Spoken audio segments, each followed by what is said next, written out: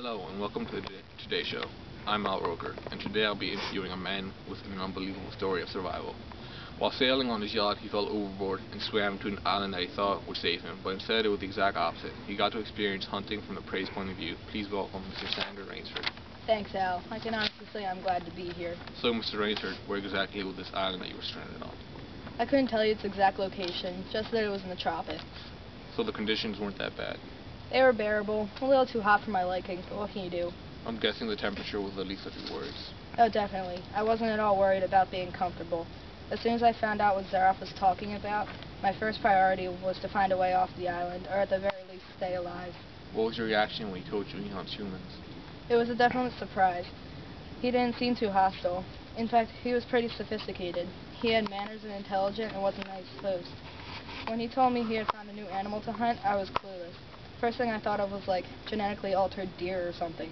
When I found out the new game was humans, panic was my first reaction.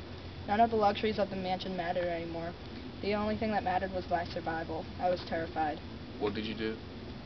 I left the mansion and began setting traps and that hopefully he and his little army wouldn't be able to detect. Then I hid.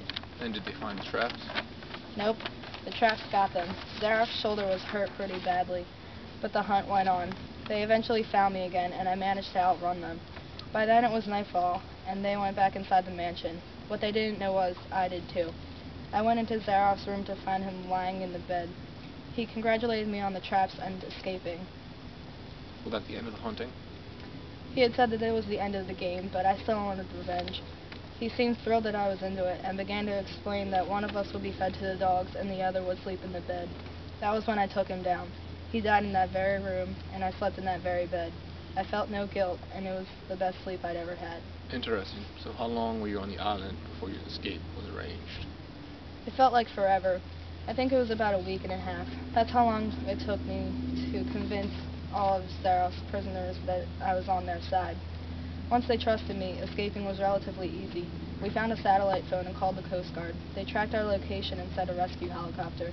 We were home within hours of the call. Wow, that's an amazing story. You truly are a hero. Anyone else probably would have broken under the pressure. I think I was a bit at ease being a hunter myself. I knew some of the moves that Stavros would make, and I prepared myself for them. Being a hunter saved my life.